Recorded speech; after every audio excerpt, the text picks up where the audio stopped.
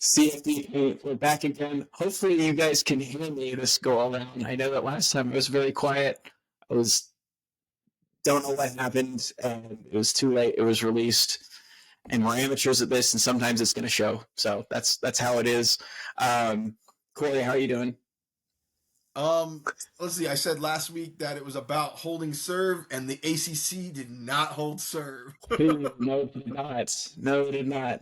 Taking down a Although your peg. complaint about Miami being stuck a little bit lower might have remedied itself out. Yeah. I mean, yeah. They're the only ones that didn't stub their toe this week as far as the higher ranked teams in the ACC. But all the same, it just makes the winner of that conference look all the less impressive. The crazy thing is that if you go to the AP poll, it's like you still have 5 ACC teams ranked in the top 25. That is the dumbest thing ever. Like Georgia Tech is 14, Miami is 16, Louisville's 19, Virginia's 20, and Pitt's 23. And Pitt's the one that actually deserves to be there, in my opinion. Yeah, I was going to say, Pitt can play. I think we talked about this last. Pitt can play their way into, obviously, of course, to the ACC championship game, but I think they could play themselves into an at-large bid if they didn't make the ACC championship game. They could also play ruiners this week against Notre Dame, which would be fun to watch. Oh yeah. Yeah. So yeah, I don't know if you wanted to tackle the ACC stumbles. I really didn't get eyes on many of those games. We don't have to go in depth. It was just like, I mean, Louisville loses. You had Georgia Tech lost last week before. Then you have who else is it that lost? I just say it's the one time I didn't have enough guts to stand on business with Cal. I did say they're gonna bite someone, and this was the one week I got nervous because they at home versus Virginia. I thought that was teed up for them. Couldn't bring it home, and I was like, okay, they're traveling across the country. I just didn't think that was the game they were gonna get, but yeah. Yep, in overtime they got him. Mm-hmm. No, and I saw something about Louisville's last 6 losses are overtime, defending national champion or eventual runner-up, and they've had only losses to specific teams or they get caught in overtime, which is kind of rough. But yeah, Virginia loses, Louisville loses, Miami holds serve. You have Pitt moving in the place. Who's the other team that I mentioned that is on there? Louisville. Oh, Georgia Tech. Georgia Tech can play this last week. So. Yeah. And SMU's ascending too. So, I said SMU is ascending. So interesting. I think they are at the top of the rankings right now. I think the standings. I think they right now, if the season were to end today, they would be in the championship. Yeah, I don't know exactly how the tiebreakers work because there's 1, 2, 3, 4, 5 teams with 1 loss in the ACC. So fun. We already knew that with these big conferences, we're going to have crazy tiebreakers. Teams that deserve to be in are not going to be in the championship. It's going to be what it is. So one more thing on the ACC, because we didn't touch on Duke losing to UConn. Yes. Maybe he has maybe coaching himself out of a big-time promotion or a big-time come on, bro. You can't lose that one for yourself. Although, as a person that has UConn on my list of teams when we have our what was it called the total draft, yeah, I'll take it. Yeah. So I have Duke. So come on, Manny. All right, I'm just hoping that Steve has to endure the punishment, and I haven't told you what the punishment is yet, but I've told Brian what the punishment is, and it's not. Oh goodness! All right, we need to refresh it. I don't even know where I am. It's not. I'm not good. No, we haven't looked at it. Yeah, I haven't really. Okay, well, maybe we'll do a check-in next week with that. I'll believe it when it happens. I'm okay, burying my head in the sand, because I shudder. I think of the teams I drafted, and it's like, I know LSU's on there, and I know Duke's on there, and I know there's one disaster that I can't remember right off the top of my head.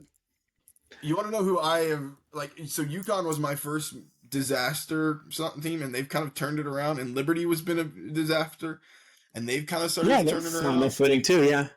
I'm like, all right, I'm picking up I was 1-5 with some of these teams, or 0-5, and I'm like, all right, I got 4 wins out of Liberty. I'm happy with this.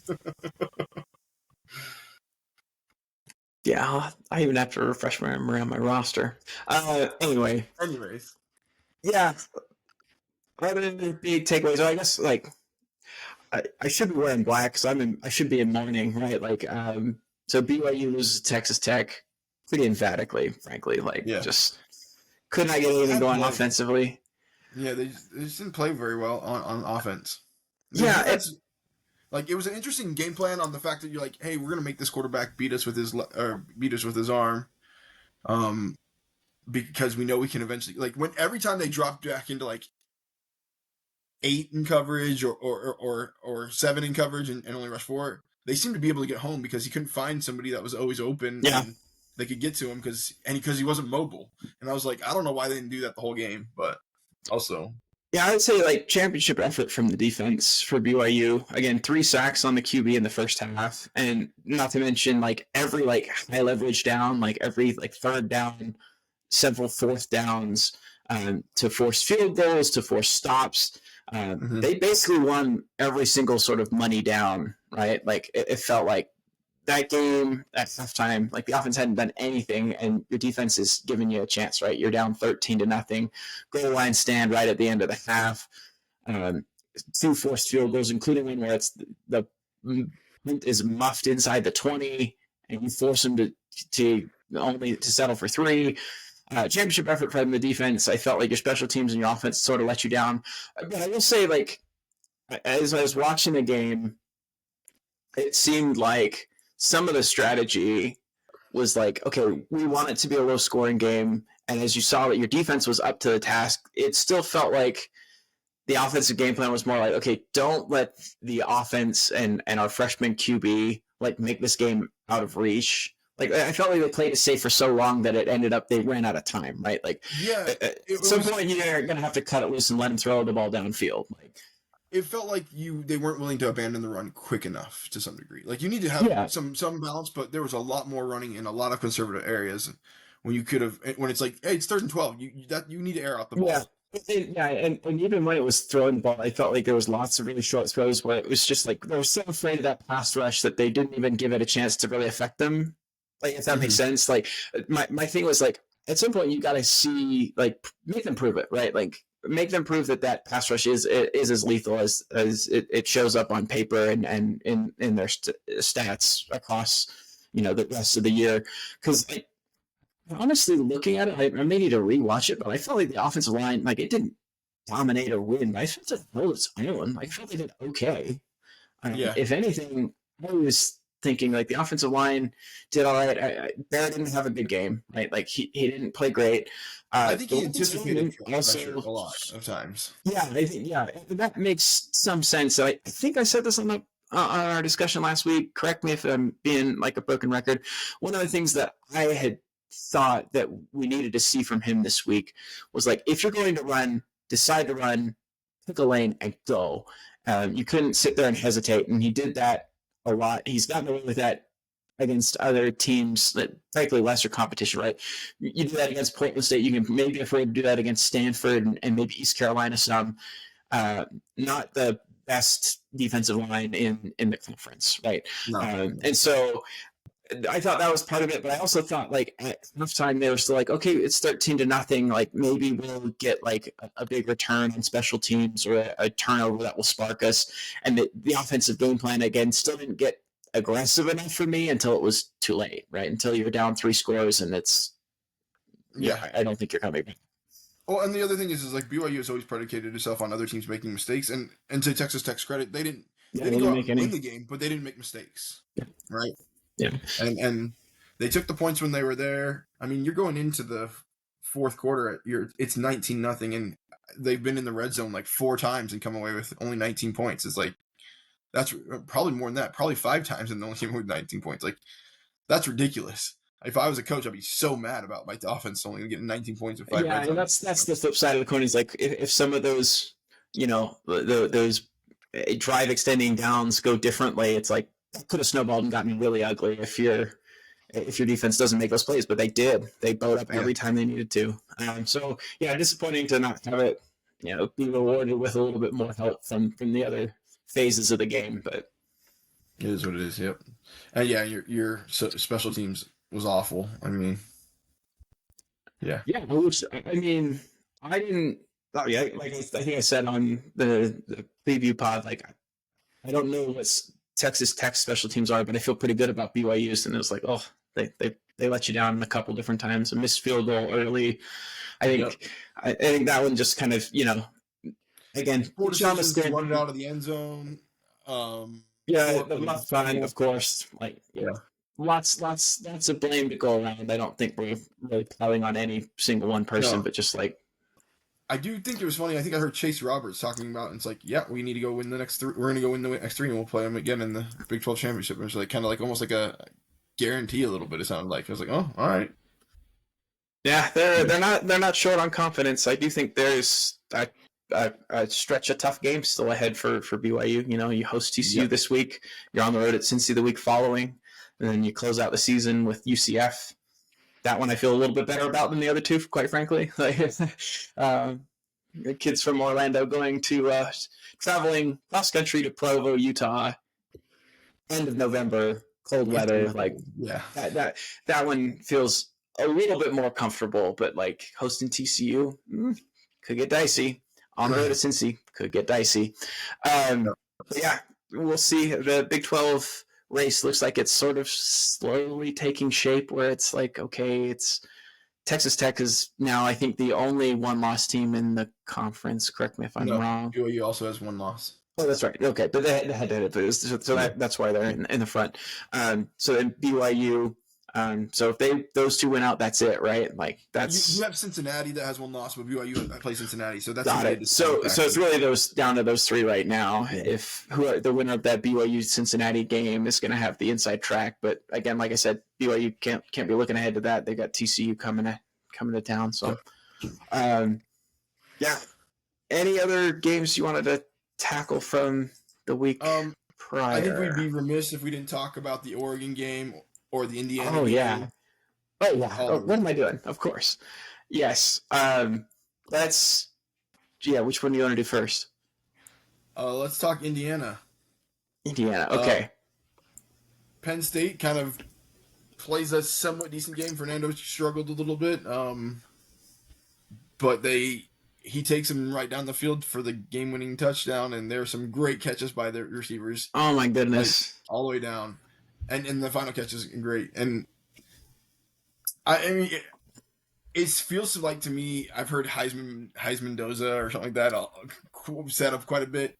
It's like that might have been it right there. That F sealed him. We got to look at a few other teams, but like, I mean, I think this is you've got Fernando Mendoza, you got the Reed kid from Texas A&M, and then you got maybe the Sayin kid from Ohio State that are potentially in this, and to have a play like that with against a team that has struggled all year, but like you're always going to have a down game, right? You're not going to have a play at your best game, and to have a drive like that to win it was impressive.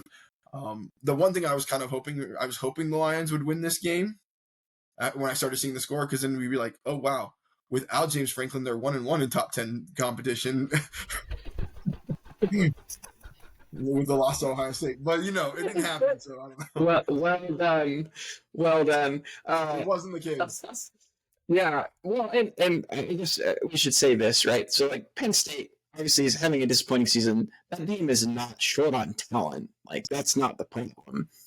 But the one thing that's interesting is you fire Franklin, and the coaching ability has gone almost down.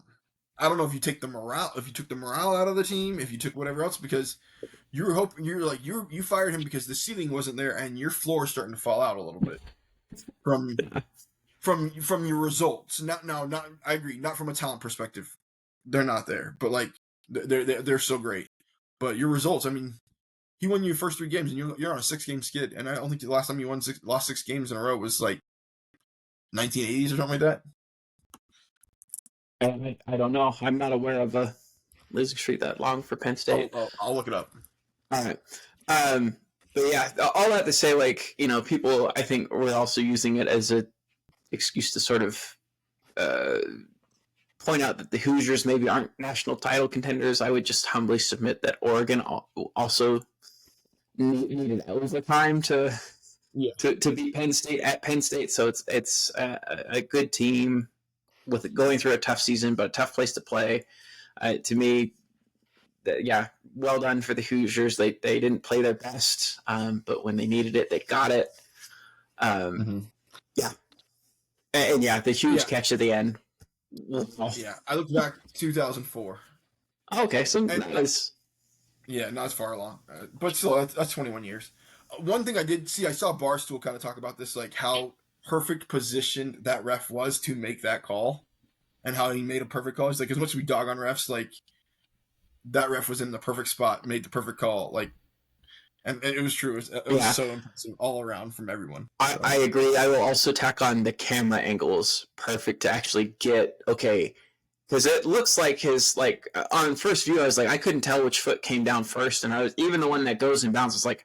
I had to see in real time yeah, if it was all the way in or if it maybe was touching the white. But then that camera angle comes, and at first I think like, oh, it's going to cut off at his ankles. We're not going to be able to actually see it in the shot. But then they move the frame down just in time to catch it. So well done all around. yeah. We'll mention the fact that all the SEC good teams held serve, and then we had some fun little games. We loved the Florida game, right? Of course. Go But Big all like Blue. Bama, A&M, uh, Georgia.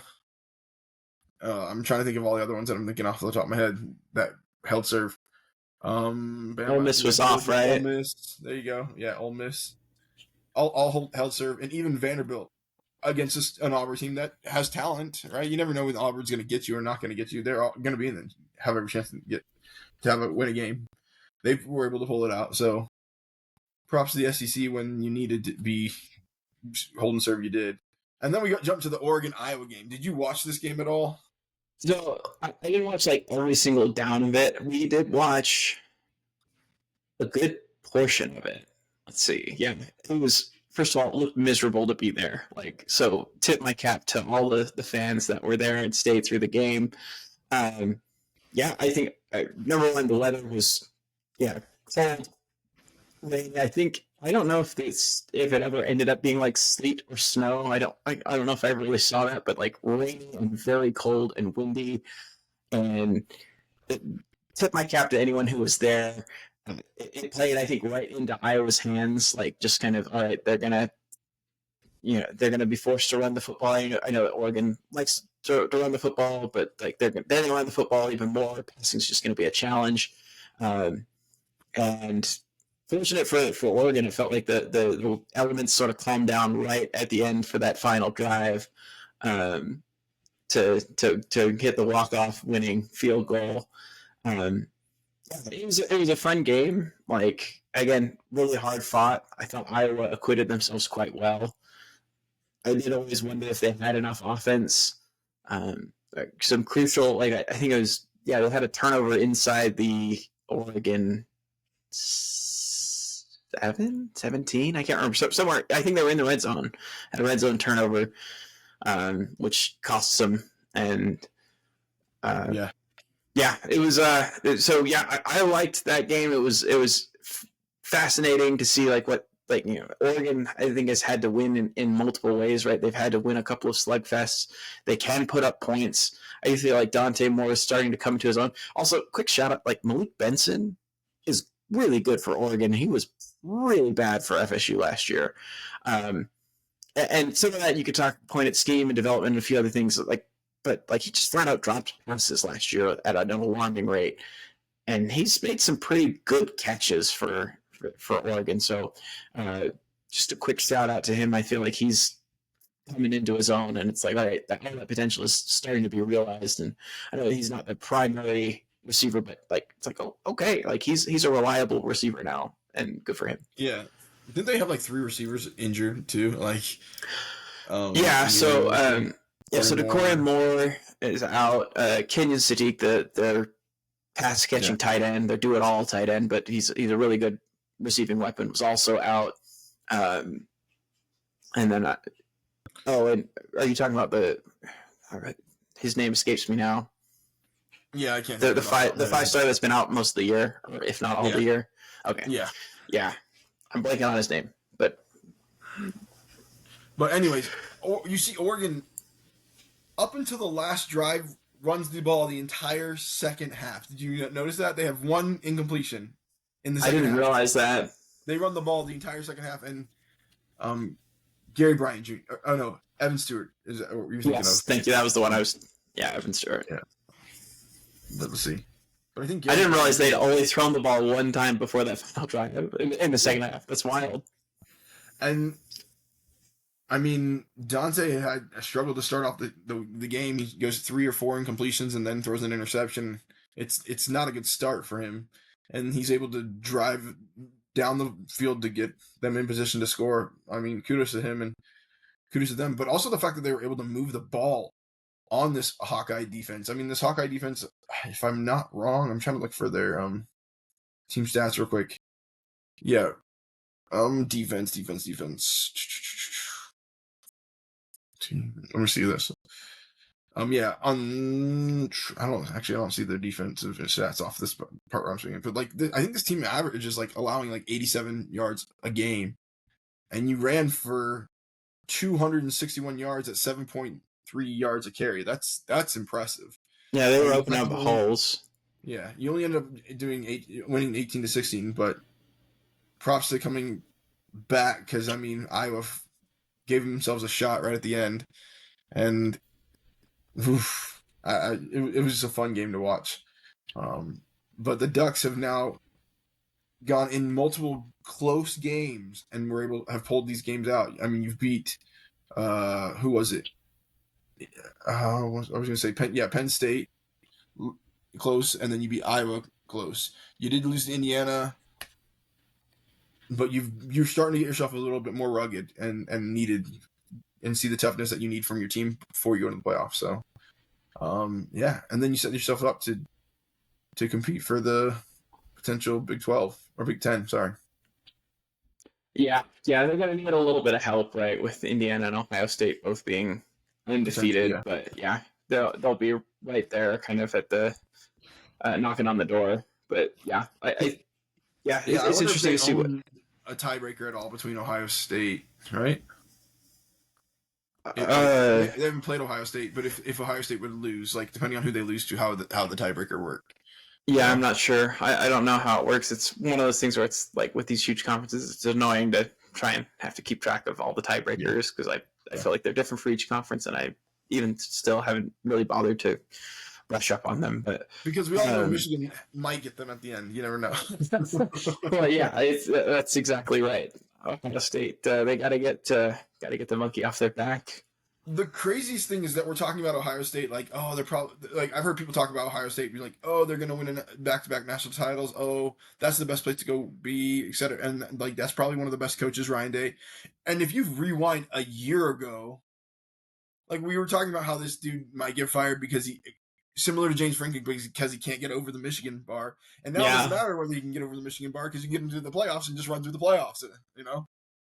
Like, one national championship, it fills a lot of cracks and holes that you have going on. Yeah, that'll buy you a good amount of patience and understanding from the fan base.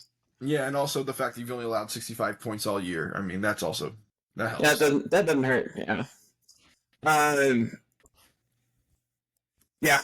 Anything else from this past week? Oh, let me see. I mean, Florida State lost in glorious fashion and still hasn't fired their coach. Yeah, he's got to go. Like, I feel like, we talked about this before we push record, but I was the one kind of advocating if there's any way you can keep him, but now it's like, I don't think you can. Like, and I felt that way last week too, but like, I don't know if I articulated that here on the pod, but it's time to move on. I just don't know. It's just not going to work. He had a press conference today where he's like, we will win conference championships and championships soon. And I'm like, bro, this is not the time for that. Like, it's just pissing people off. Yeah. Yeah. You're staring a gun at your head and you're still talking. And I mean, the funniest tweet I had about that was like, gosh, I'm going to paraphrase it. I'm going to do it terribly, but it's like, when the runtiest Swinney of all of Dabo's sons scores on you, the next press conference is when you want to have attitude. Like, I think it's right. It's just very tone deaf. Also, that kid didn't get in. Let's be real. Like, I don't know how you call that in. Did you watch that video replay at all? No, so yeah, this is where I'm at. Like, Yeah. You were at the BYU basketball I game. went to the playing basketball games. Like that's how like out I am on. Yeah, that kid is nowhere near in, and I don't know how they even upheld it. It's ridiculous. Um, but I mean, you got blown out by way more than that. So, uh, the other thing is your players came out in support of you after the Wake Forest win, but they weren't loud after the Clemson win, and they weren't loud or after the Clemson loss, and they weren't loud after the Stanford loss. Like, and you're favored by 14 to beat Vodtech by 14. We already know where Steve's going. Yeah, I was gonna say it. That was the first one I wrote down. It's an autoplay. Yeah, I got nothing else for the week. There's no way. There's no way. I can see like Virginia Tech fans were just like, "Hey, should we let them win so that job stays close, so that we have a chance at a better coach?" Like, chestnut checkers.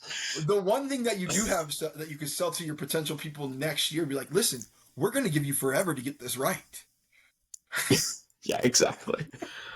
You don't have to fix it in 1 year. You can fix it in 7. And if you don't fix it, we'll still keep you. Yeah, exactly. It's reassurance. There's some way to spin this. Good one. Whoa. It's miserable. Yeah. I caught the first quarter of the game. They fumbled inside the 20 again. Red zone turnover. Just like, yep, typical. And it feels like, I don't know. I'm not saying it's all Malzahn's fault, but it's just like we knew that. Like I feel like at the very beginning, it was like, oh, you're bringing in Tommy Castellanos, and it's like, if he was that good, he would have played for Malzahn at UCF, and he didn't. Yeah. So, one of the things I saw was that Florida State has averaged, I think, is like outgaining their opponents by 40 yards. Granted, let's talk about this. They played some crappy teams, but they've averaged outgaining their opponents by 40 yards per game. And no team has lost like as many games as they have, averaging that much through 9 games ever. Yeah, I would also say that some of that offense is kind of after the outcome's been decided. And also against, I'm saying FCS. And you rolled up a bunch of it against Kent State. Yeah, good point. Yeah. But like that was just a funny stat that I saw. Like you did outgain Clemson. I think you outgained Stanford significantly. You outgained.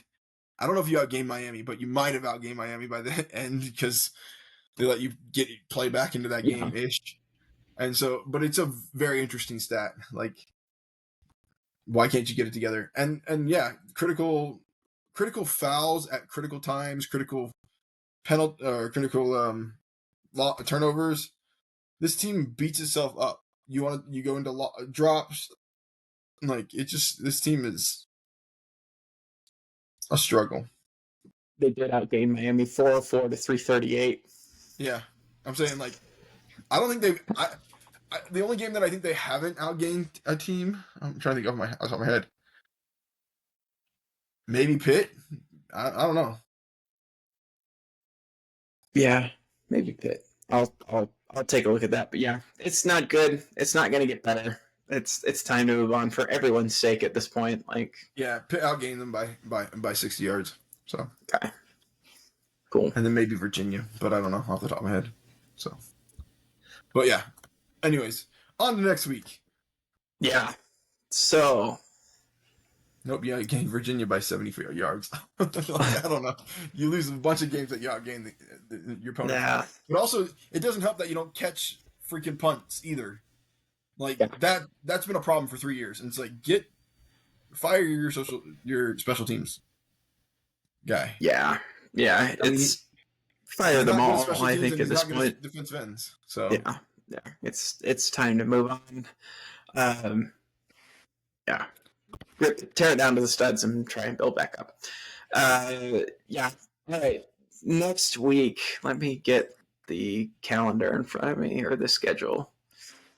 Right off the top of my head, I don't remember exactly. Let's see. Midweek games: Kent State, Akron. Awesome. Just love it. Some MAC action. Yeah, some action. Toledo versus Miami of Ohio. I actually would probably tune into that this coming Wednesday. Friday night, Clemson, Louisville. Okay, I'm interested. Louisville's at home. Looks like they're 3.5-point favorites. Yeah, we'll see if Clemson can rally the troops, and if Louisville gets up off the mat. I don't know if I have any killer insights for that game. I don't know if Isaac Brown is going to play or not. I know that he was out this last game,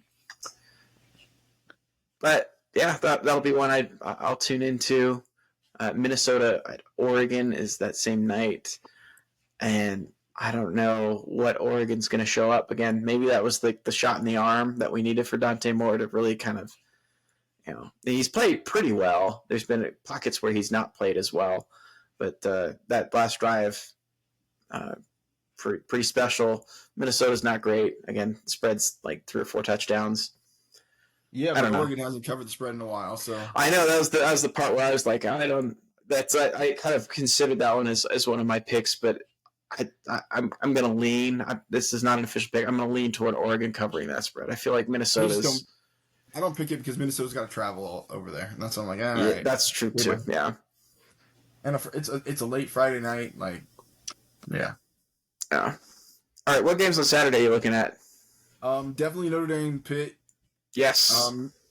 Notre Dame was blowing out people for a little while. They did win pretty significantly against Navy this week, but if you look at the Boston College, the USC, and North Carolina State, even Boise State, they won by 21. They won by they won comfortably, but it wasn't like they were blowing these teams out. I mean, USC, they won by 10. Boston College, they won by 15. This is a Pitt team that can make you pay. I mean, they put up 53 against NC State. And then, I mean, if you go just against Boston College, they played Boston College a month before Notre Dame did, and they beat Boston College 48-7, and Notre Dame beat them 25-10.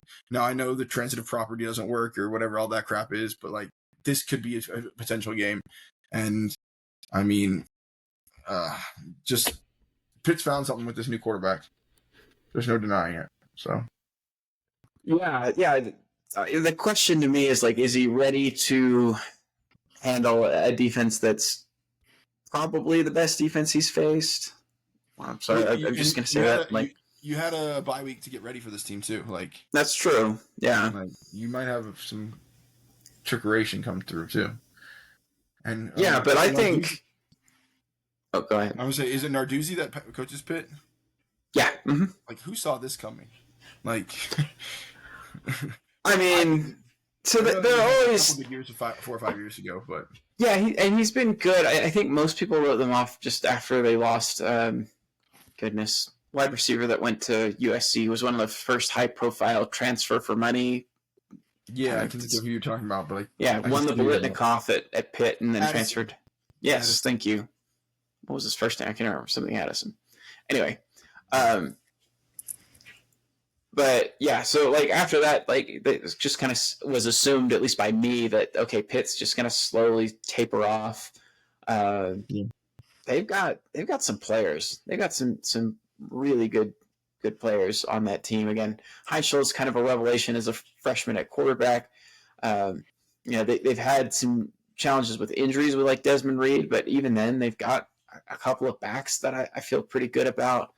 Again, the wide receivers maybe is an area I might point at as hey, you could perhaps still improve beyond what you've got there, but they're good. And Pat Narduzzi is a defensive guy and plays a good physical style of football. I think that they'll challenge Notre Dame.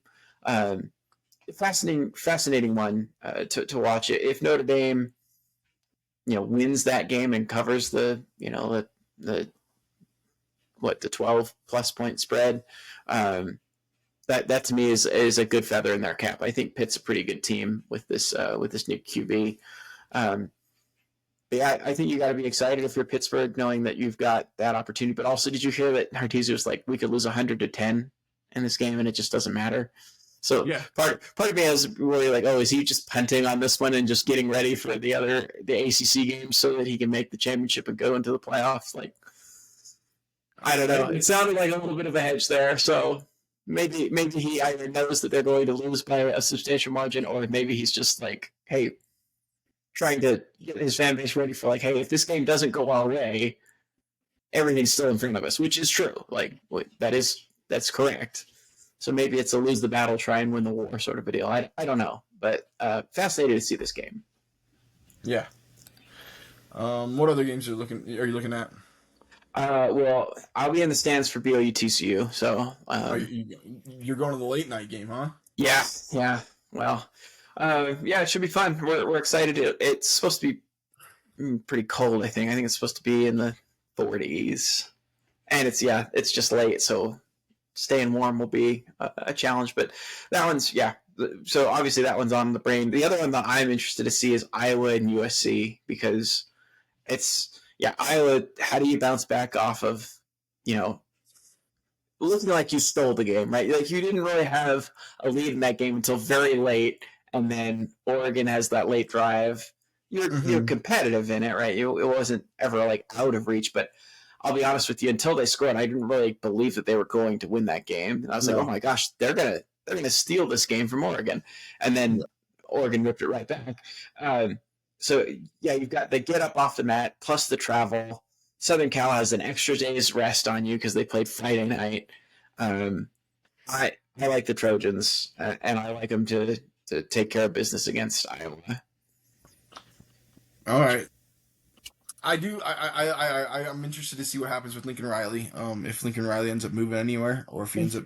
Is this like I've only heard like, hey, Lincoln Riley might move. Is the assumption that he's going to the NFL, or is he going to LSU?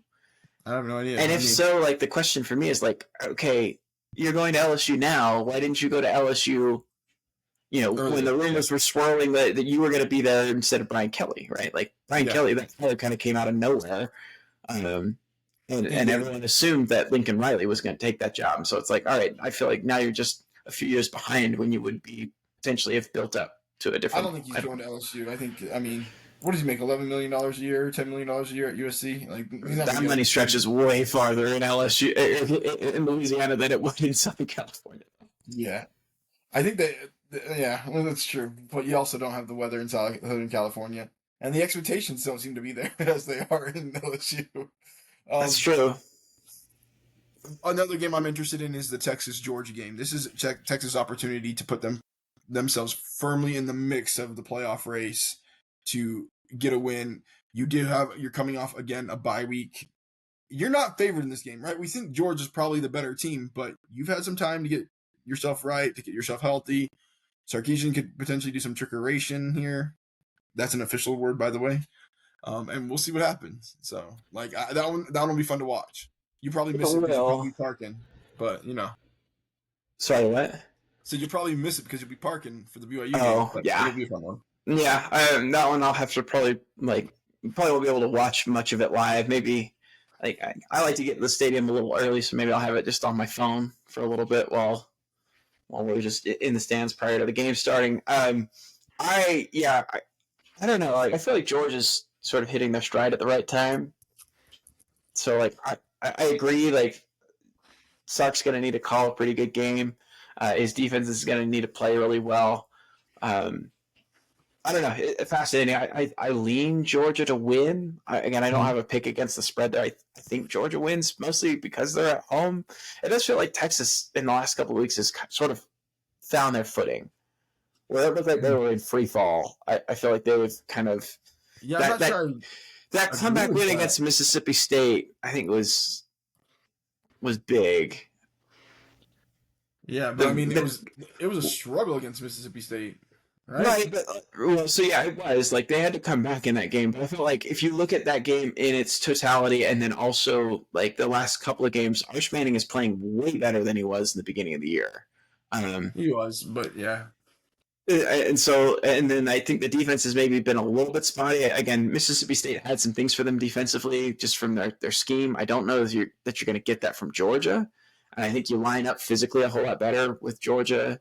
You line up better physically with Mississippi State, but since they run kind of a unique scheme, it's more like getting your talent out of place. I don't think that Georgia's offense is predicated on that near as much. And so I think that this is maybe a little bit better of a matchup in that perspective for Texas. Defense is going to have to play a good game, but I think it's capable of doing that. I don't know. I lean Georgia, but like I don't know. What's the spread? Is 3.5? Is that right? I think it's 6.5. Okay. Well then, okay. Double check me on that. If it's that, I might take Texas in the points. Like, I think this is a close game. I'm seeing 6 for Georgia. Okay. All right. I'm gonna add that to my list of picks here real quick. Texas +6. I mean, I've loved Texas in big games, especially in the SEC. You go back to like them playing Georgia last year, where it goes to overtime in the. I think this is that's in the SEC championship game, maybe. I mean, then you played Georgia again, or you played Georgia twice last year. Like those are probably my two favorite games that I watched last year. That I really enjoyed, and so I'm excited to watch that again. The other team we got to do is we got to mention Oklahoma and Alabama, and the fact that Bama's looking for vengeance. They're at home. Like this line is, I think 6 as well, 6.5 maybe. Yeah, Oklahoma off a bye. Yeah. I mean, that seems a bit big, but I would love for Oklahoma to pull this off. Your defense, and specifically defensive line, is going to have to play like. Yeah, I don't think it's very often that you ask your defensive line to go out and win you a game. I think they're going to have to win you a game for Oklahoma. But at the same time, like I say that, and now I'm thinking like, well, like Bama's defense, they'll give up some points. It's more like, okay, no mistakes from Mateer, no turnovers. Yeah, and then your defensive line needs to just, be able to win against Bama's offensive line, and particularly force. I mean, Ty Simpson's been a pretty good passer outside of, even the first game. I don't think he was a bad passer, but like he's played pretty well. But I think if you can get after him, I think I like Oklahoma's pass rush versus Bama's pass protection. But you got to earn the right to do that, right? Yeah. For as much as "quote unquote" Simpson struggled early on, I mean, he's still completing 67% of his passes. Yeah, he's been great, right? One interception the entire season, and that's insane. Yeah, he's playing great. Like I was just saying, that first game maybe like he missed a few things, and like, but since then he's really played. Yeah, hard to fault anything that he's doing. You saw their quarterback go to the NFL last year because he's like, listen, I'm gonna get. This kid behind me is going to start over me. He's going to replace me by the end of the year. And I need to go do something, at least with my life. And you could have transferred or gone to the NFL and went to the NFL. But Simpson's maybe that's it. That's all I'm saying. Yeah. So yeah, I don't know if I have a lean in that game either. I think, I think, if I'm just picking straight up, I think Bama wins, but I'm definitely rooting for Oklahoma. Boomer sooner. Definitely, I'm on that side too. Other games that you wanted to like highlight or call out? I really want to talk about. Okay, let me just quickly scroll. Boom, boom, boom, boom, boom. I do love that BYU is the night game, so I get to put the kids to bed and sit down and watch the game. There you go. Yeah, it'll be good. What was the one I just rolled past? Oh, we'll tackle that one in just a minute. But also, Ole Miss, Florida, is Lane Kiffin kind to his new employer? He's not going there. He just. I'm just kidding. I'm just kidding. No, did he? Didn't he? That one would be news to me. I thought I saw something about that. Quite a few coaches have signed extensions that have taken themselves out of consideration, but signed an extension. As of right now. All right. Maybe that's it. Again, I'm not convinced that he does necessarily go. I think that if he was to go anywhere, I think Florida is probably the choice. But just fascinating to see what happens there. What maybe those handshakes at the end of the game with some of the better Gator players are like, hey, just stick around for a little bit. All right, hang in there. Things will get better. Wait. Nudge. I don't know. I'm mostly joking. Why would you go to Florida? I mean, you're going to get better recruits potentially than you would get at Ole Miss. You could definitely recruit better at Florida, but you're not going to get the leeway of losing games like you and Ole Miss and whatever. So I don't know. Yeah, in a year last year, you loaded up to make the playoffs and lose at home to Kentucky. That probably is forgiven at Ole Miss, where it would not be forgiven in Florida. Yeah. But yeah, I'm right there with you. Okay, should we go on to picks? Yeah, let's do it. I did terrible last week. I'll go over mine first. Sure. Indiana to cover. They've covered everything else except for last week, of course. Ohio State to cover. They did not. I think they ended up winning by like Purdue. Is that right? Is that who they played? Huh? Was it Purdue that they played?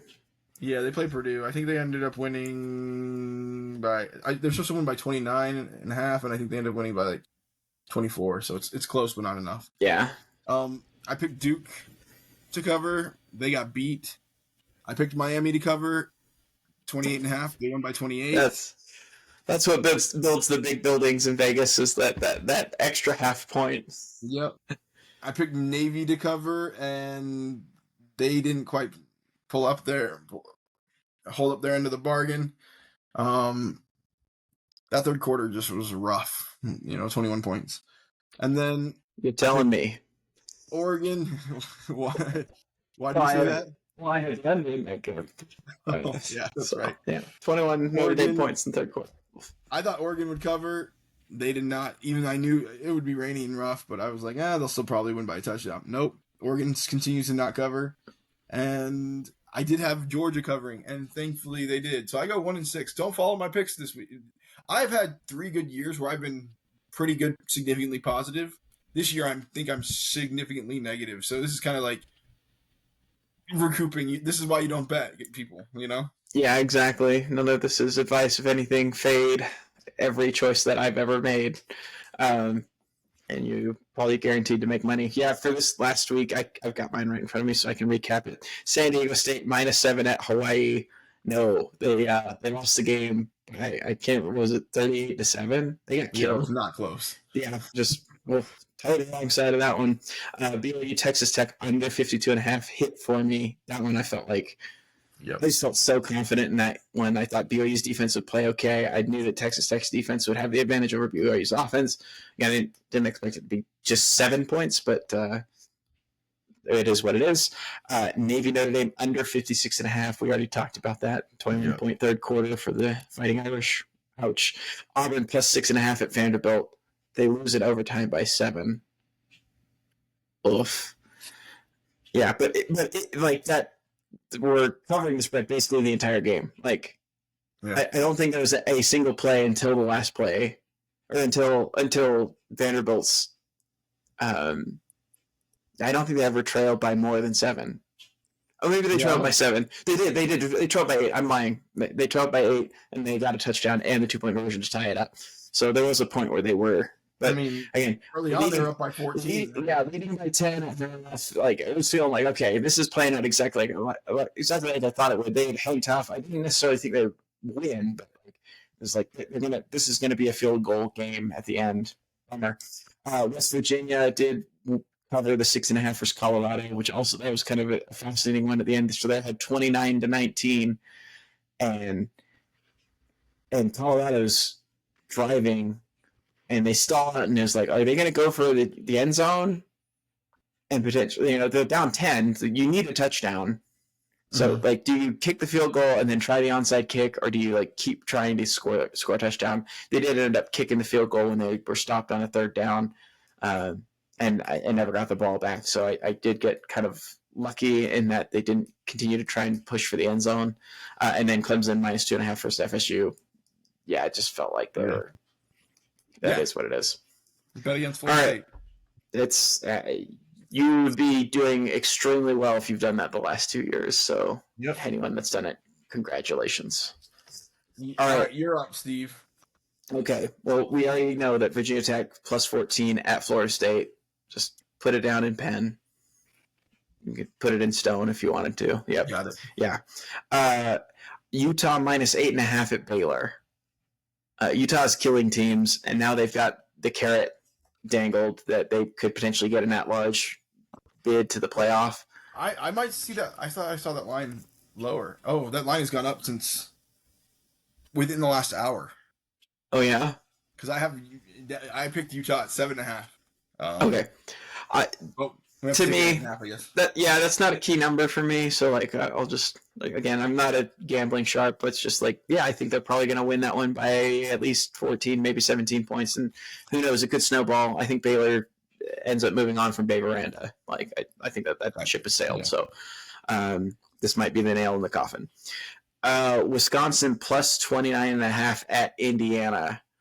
Wisconsin's not great at football, but they play okay defense, and 30 is a lot of points to ask, right? Like, so I just think they'll keep it within, within that number. They probably will lose by anywhere between 17 and 28. They're going to lose, I think. They are playing better football. They played, well against Washington. I also think Washington, there's a lot of rumors around Jedd Fisch looking to relocate. I don't know if you've read any of that. I'm not surprised. The rumors are that his family aren't super happy in Seattle. So like it's not even necessarily that the job's not working out. Like they want to see the sun. I don't blame them. I don't know. You could do a lot worse than Seattle. I like that city. I don't have a problem with the city. I'm just saying, like, they went from Arizona. Yeah, it's maybe a bit changed, but like that and like the humidity. Yeah, from the desert to like raining a bunch. Can I? I'm gonna give you a category. You're like this Wisconsin team's starting to play better. They've scored 20 points in their last 2 games. Okay, like defensively, I should say. Sorry, defensively, they've played a little bit better. They've kept it close against Oregon. They've kept it close. Again, they just beat Washington. Yeah. It's all at home though, so maybe they take the show on the road and it all falls apart. Probably will. You're looking at a team that literally has scored 20 points in the last 2 games, then set it like a goose egg, and then 10 points before then. So we're talking 30 points in the last 5 games, and yeah, they're just not a team built to score. Yeah. And if you're gonna go 30 in the last 5, 40 in the last 6, and then it doesn't get much better. Their highest scoring game is 17. Oh no, they scored 42 against Middle Tennessee. But besides that, it's 17 against Miami of Ohio. Yeesh. Yeah. Okay. You're doing a good job of talking me out of the pick, especially when it's I'm on the other side. And that's not to mention Indiana's excellent offense, right? So all right. So well, things what it is. I already wrote it down. I'm not changing it now. Stubborn. So yeah, we'll see who ends up being on the right side of that one. I know that Indiana, when they don't cover, usually Sig afterwards is like, okay, we're killing this next team. So and that was my other thought process. Like, there's a close game. I expect this score to be like 42-7, 42-0. Like, I just think this is one that, like, okay, Indiana's schedule from here on out is where I had it in front of me. I don't know where it went. Give me just a second. Their schedule from here on out, so they're 10-0, right? Yes, they've got a bye week after this, and then you're at Purdue. So to me, it's like, okay, like no injuries. Let's get ready for Ohio State. It's basically where they're in like Ohio State prep mode at this point, or close to it. Yeah, but I also think you. Yeah, I mean you're number 2 in the nation. You don't need to put up or shut up. But yeah, but I think Cignetti's ego might not be that way. He's a wild boy. And I love it. Crush him when you can. Yeah. Anyways, go on. Make more wrong picks. All right. 1-6 last week. Hey, Iowa USC over 49.5 total on that one. I just think, again, like Iowa's been okay defensively. I don't think they've really faced a passing attack quite like USC's. I think Jaden Mayava's made leaps and bounds. I feel like he's gotten a lot better. And I think Iowa can score some points too. Again, they're more ball control, but I think they'll score some. But USC, I think, can really probably by themselves. I think they should be in the mid 30s, right? So then I just need Iowa to, be at like 17 or so, and then we're over. Yeah. So that's where I'm at with that. UNC plus 6.5 versus Wake Forest. I know Wake Forest is playing pretty well. This is more like it's a home game for Wake Forest, but there might be more North Carolina blue in the stadium than I mean, it's right there, right? Like Yep, they're right next to each other. Winston-Salem is, yeah, they're right next to each other. UNC's playing better. I think people are starting to say, like, okay, it's turning around at UNC. So I don't need them to win. I just need them to play it close. Mississippi State +7 at Mizzou. Mazzalers or Zollers or however you say his last name. The new Missouri quarterback is good. That defense is good. I just think they'll play it within a touchdown. Like he's good. He's also a true freshman, so I like Mississippi State to keep it close against the Missouri Tigers, and then the one that added in the show, Texas +6 at Georgia. Okay, that's my. Those are the picks this week. I like your picks. You're wrong on some of them, but I've been wanting. I think I've had one correct pick the last 2 weeks each, so I can talk when one side of my mouth and be completely wrong. Give me Pitt to cover against Notre Dame. It's 11.5 is the last time I saw. That might be up to 12 now. Let me check that real quick. Fascinating game. I don't really have I could see anything happening in that. I could see Pitt winning the game outright. I could also see Notre Dame winning by 28. I feel like anything could happen in that game. Pitt, give me South Carolina to cover the 19.5 against A&M. They're not going to win that game, but I think it'll be closer than that.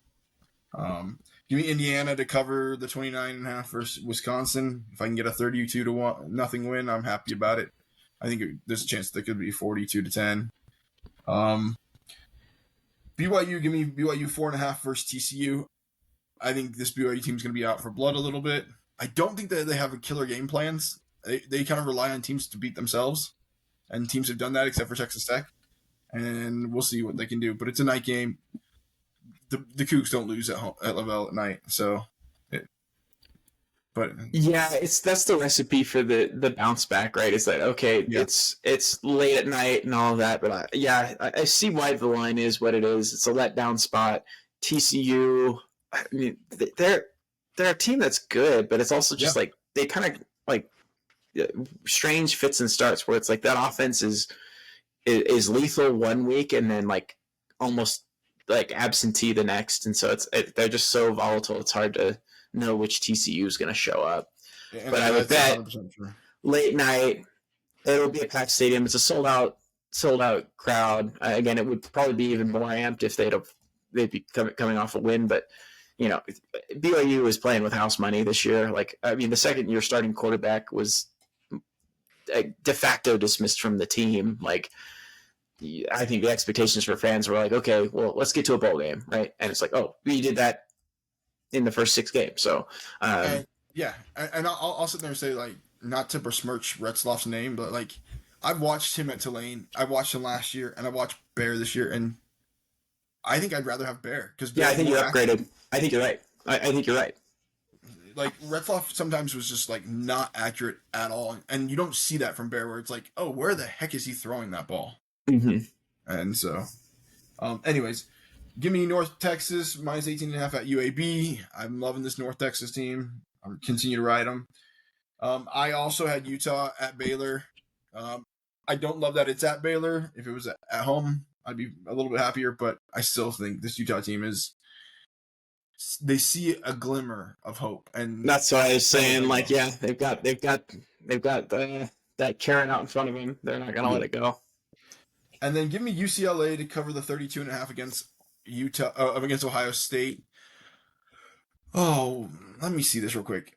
Ohio State has scored. They average 30-something points a game. And where is this one? Ohio State. When is that game? There it is, right there. 5:30 game, 7:30 Eastern. Ohio State has not put up more than 34, 30. Most of the time, they're about 34. And I don't think you hold UCLA scoreless here. And if UCLA scores a touchdown, they've covered, essentially.